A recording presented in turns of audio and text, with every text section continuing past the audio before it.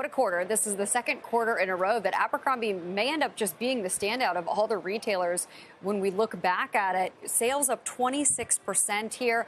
I think it might be prudent, if you would, to sort of walk us through the changes that you've made with the brand itself. I'm not sure that many of the investors understand what Abercrombie looks like today, especially if they shopped there in their younger years and how different it is. And I think we have some video that we can show potentially while you sort of give us a walkthrough of how you've changed the brand. Sure, I would love to, Courtney. So today is the culmination of many years of hard work. Not only have we changed the brand positioning, but we've really transformed the entire company from top to bottom. So if you think about Abercrombie back in the day, it was really a jeans and t-shirt company. And today it's truly a lifestyle brand. It's exciting to see our consumer now who's really, we target a young millennial, but we've broadened the age range. You know, he and she start shopping with us in their early 20s and they stay for a very long time after that.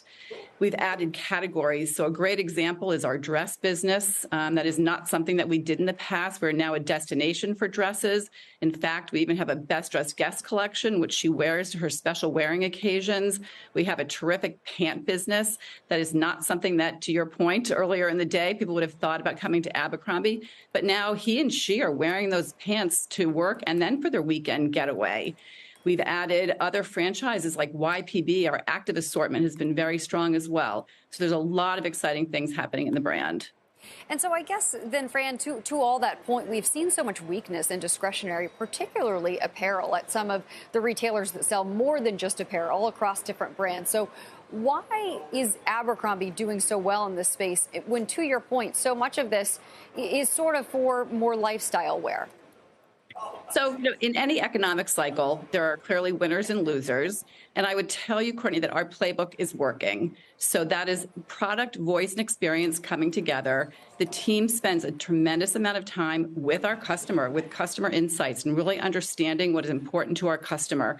And that's what the winning formula is. You add back into that the chase and the read and react that we've gotten back into our business this year, with the supply chain and all the challenges that we had last year.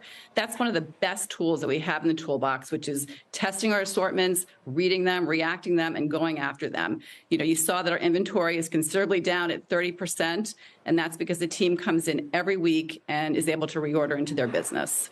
Yeah, so I guess, obviously, to your point, inventory down 30%. You kept talking about on the call the ability to chase demand, which is an enviable position, admittedly, to be in. So when you look at the consumer, both U.S. and international, since you have business around the world, what are you seeing? Are you not seeing a consumer that feels like they need to protect more of those discretionary dollars than they did in the past?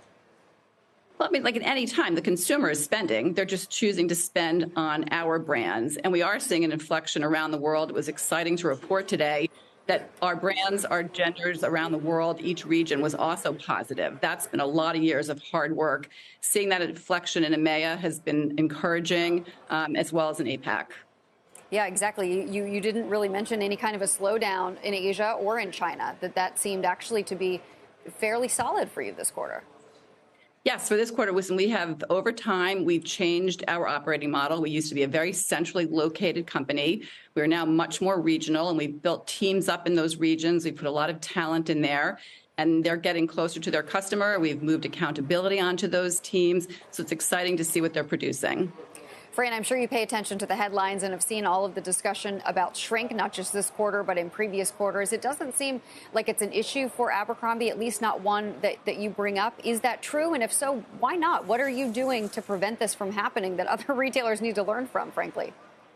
Yeah, so we are not seeing the impact. It's obviously impacting different retailers in different ways. We are staying very close with our store teams and our asset protection team. We are making sure that number one importance for us is the safety of our customers and our associates. So today we're not seeing a great impact from it. The other thing that seems to go against conventional knowledge is the idea of stores and the strength of stores. Can you talk a little bit about what's going on there, particularly as you have talked about, you skew towards a younger customer, but no longer just teens. So a customer that's very comfortable shopping online, using digital properties, apps or websites to buy, but stores still important. Why so? Because I have said, and I have been consistent, stores matter. The magic of our business, honestly, Courtney, is omni. So stores plus digital equal magic is what I always say, and that's omni.